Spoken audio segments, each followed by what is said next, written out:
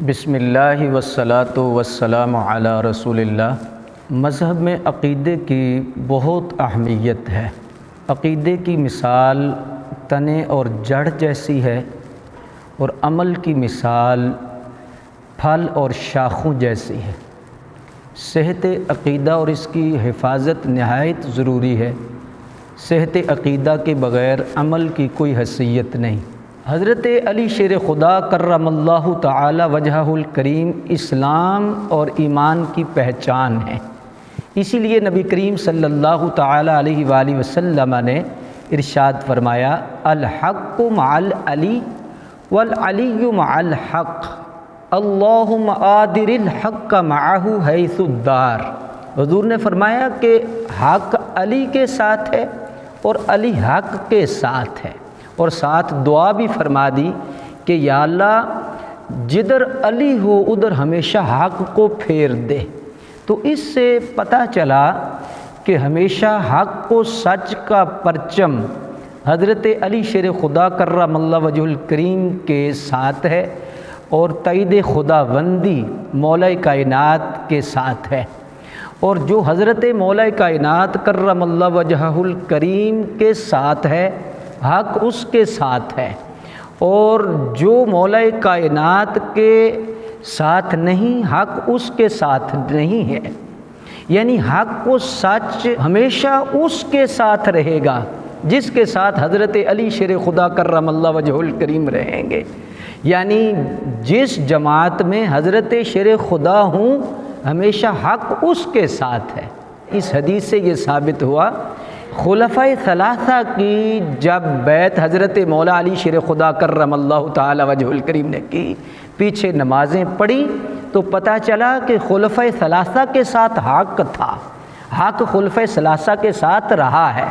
اگر حق نہ ہوتا تو کبھی مولا علی شیر خدا کرم اللہ وجہہ الکریم بیعت نہ فرماتے اور پیچھے نمازیں نہ پڑھتے۔ دوسرا نبی کریم صلی اللہ علیہ وآلہ وسلم نے فرمایا، القرآن مع العلی والعلی مع القرآن۔ قرآن کیونکہ قیامت تک نصاب ہدایت انسانیت کے لیے ہدایت کا سبب ہے، تو حضرت مولا کائنات کو قرآن کے ساتھ جوڑا گیا۔ حضور نے فرمایا قرآن اور علی اکٹھے ہوں گے۔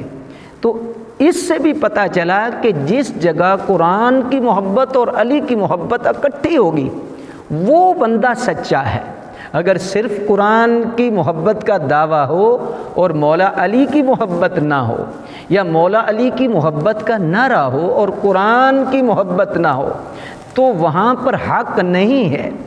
حق اور سچ وہی ہے، عقیدے کی درستگی اور عقیدے کی حقانیت وہی ہے کہ جس سینے میں قرآن اور علی کی محبت یکساں ہے، کٹھی ہے۔ حضرت مولا کائنات شیر خدا کرم اللہ تعالی وجہہ الکریم حق کی پہچان ہیں، اسلام کی کسوٹی ہیں، اور اللہ نے یہ فضل کیا ہے اہل سنت و جماعت پر کہ نہ افراط کا شکار ہیں نہ تفریط کا شکار ہیں، بلکہ صراط مستقیم پر ہیں۔ حضرت مولا کائنات قسیم ولایت ہیں، ولایت کی تقسیم کرنے والے ہیں۔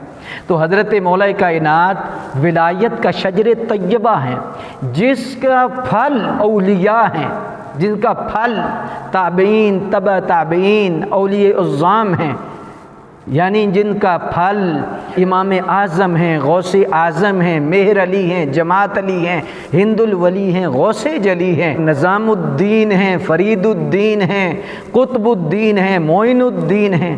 یہ سارا اس شجر کا پھل ہے۔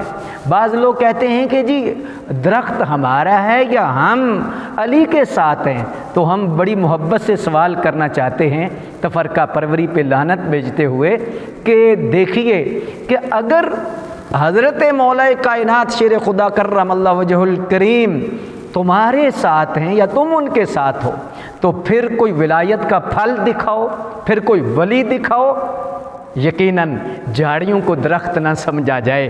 آئیے شجر طیبہ اہل سنت کے نیچے تشریف لائیے۔ ان احادیث کی روشنی میں ہم کہتے ہیں کہ سنی بھی علی کو نہیں مانتے، سنی ہی علی کو مانتے ہیں۔